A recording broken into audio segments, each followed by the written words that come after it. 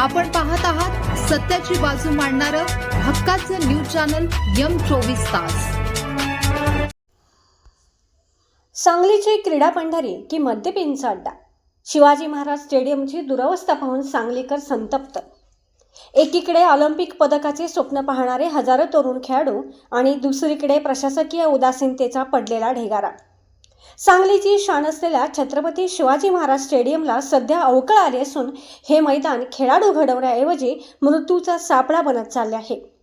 लोकहित मंच सांगली यांनी या भीषण वास्तवाकडे लक्ष वेधत प्रशासनाला तीव्र आंदोलनाचा इशारा दिला आहे।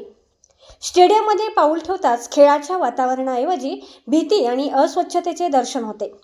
सध्या येथील परिस्थिती पुढील प्रमाणे विदारक आहे। मैदानावरील इलेक्ट्रिक बॉक्सेस उघड्या अवस्थेत आहेत। सराव करताना लहान मुलांचा किंवा खेळाडूंचा चुकून स्पर्श झाल्यास मोठी दुर्घटना घडू शकते। या संभाव्य मृत्यूला जबाबदार कोण, असा संतप्त सवाल नागरिक विचारत आहेत।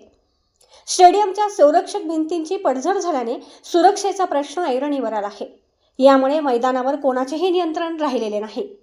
खेळाच्या या पवित्र जागेचे रूपांतर मद्यपींच्या अड्ड्यात झाले आहे। मैदानावर ठिकठिकाणी दारूच्या बाटल्यांचा खच पडलेला दिसतो।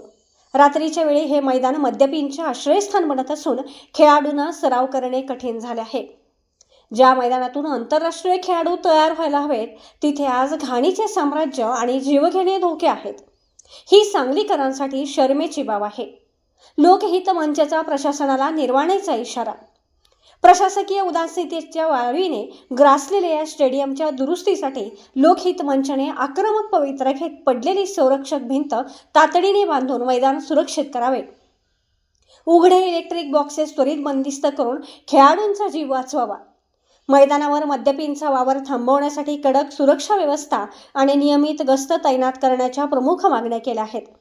जर येत्या काही दिवसात स्टेडियमची परिस्थिती सुधारली नाही तर लोकहित मंच स्टाईलने तीव्र आंदोलन छेडण्यात येईल, असा स्पष्ट इशारा देण्यात आला आहे।